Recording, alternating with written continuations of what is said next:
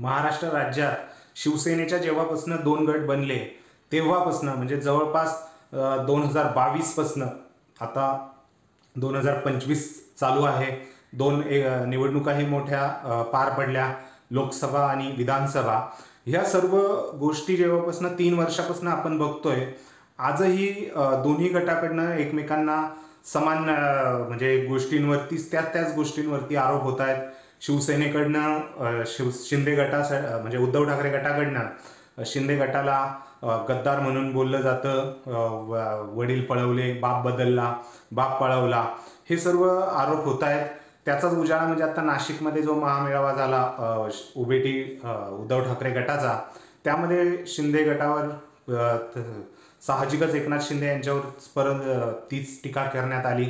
हे सर्व चालू असताना एकनाथ शिंदे यांनी आता प्रतिक्रिया दिली आहे की मी ते बघितलं आणि जो बाळासाहेब ठाकरेंचा AIचा व्हिडिओ तिथे लावला होता, म्हणजे बाळासाहेब ठाकरे यांच्या आवाजात तिथे भाषण करण्यात आलं होतं, त्यावरतीही त्यांनी टीका केली की बाळासाहेब ठाकरे यांचा AIचा व्हिडिओ बनवणं म्हणजे हेच दुर्दैवाची बाब आहे.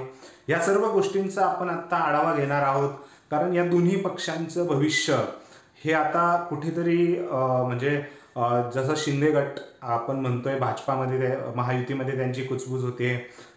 एकनाथ शिंदे यांनी अमित शहा यांच्याकडे तक्रारही केल्याची आठवते. कधी ते भाजपची तक्रार, देवेंद्र फडणवीसांची तक्रार करतात, तर कधी अजित पवारांची. कारणही तसंच आहेत. पालकमंत्री पदाबाबत एकनाथ शिंदे रायगड आणि नाशिकचं जे पालकमंत्रीपद आहे त्यासाठी अजूनही स्थगिती आहे. अजूनही पालकमंत्रीपद जाहीर केलेलं नाहीये. भाजपचा दावा हा नाशिकच्या पालकमंत्रीपदावर आहे. हे सर्व असताना म्हणजे एकनाथ शिंदे यांनाही आता विषय कुठे पुढे येत नाही, कारण ते आधी मुख्यमंत्री राहिलेले आहेत. लाईमलाईट त्यांच्यावरती होती, परंतु जेव्हापासून ते उपमुख्यमंत्री झाले तेव्हापासून लाईमलाईट लांब आहे आणि त्या लाईमलाईट शोधण्यासाठी किंवा चर्चेत राहण्यासाठी त्यांना आता सहसा महत्त्वाची खातीही नाही आहेत. सो कुठेतरी हेच पुन्हा जी जुनी चिखलफेक होती तीच आता पूर्ण सुरू झाली की काय असं वाटतंय. उद्धव ठाकरे गटाकडेही तेच आहे. आता त्यांनीही ह्या बापचं म्हणजे माझा बाप चोरला किंवा हे जे शेवटी आता जे झालं ते झालं, कोर्टाचे निर्णय येणं प्रलंबित आहे. त्यामुळे त्या गोष्टीपासून पुढे जाऊन पक्षवाढीसाठी गोष्टी आणि ज्या मुद्द्यांसाठी महाराष्ट्र राज्याचे ज्वलंत मुद्दे आहेत ते मांडून त्या प्रश्नांना धरून समाजसेवा करत राजकारण करणं गरजेचं आहे. कारण एकमेकांना चिखलफेक करून हे दोन्ही पक्ष म्हणजे लयासच लागतील असा काहीसा अंदाज मला तरी वाटतोय. तुम्हाला नेमकं काय वाटतंय या सर्व परिस्थितीबद्दल? कारण एकनाथ शिंदे आणि उद्धव ठाकरे यांच्या या दोन्ही गटांचं भविष्य हे आता येणाऱ्या महापालिका निवडणुकांमध्ये कळतंय, महापालिका निवडणुकांमध्ये कळणार आहे. एकनाथ शिंदे यांनी आधीच राज ठाकरे यांची भेट घेऊन हालचाली सुरू केलेल्या आहे आपलं अस्तित्व टिकवण्यासाठी. उबाटाकडनं अजून तशा काही हालचाली दिसत नाहीयेत.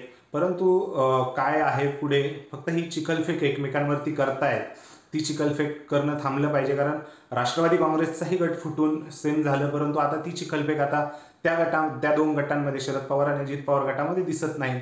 तशी ह्या 2 शिवसेना गटांमध्येही ही चिखलफेक आता थांबून कुठेतरी वेगळं जर त्यांनी कुठे सुरू केलं, वेगळ्या गोष्टींवरती फोकस चालू केला, तर निश्चितच पक्षवाढीसाठी आणि महाराष्ट्राच्या राज्यात प्रादेशिक पक्षांसोबत समाजकारण करण्याचं चांगलं काम त्यांच्या हातून घडू शकतं. तुम्हाला काय वाटतं ह्या एकंदरीत गोष्टींबद्दल ते नक्की कमेंट सेक्शनमध्ये कमेंट करून नक्की व्यक्त करा. व्हिडिओ आवडल्यास लाईक करा आणि आपल्या चॅनलला सबस्क्राईब करायला विसरू नका. धन्यवाद.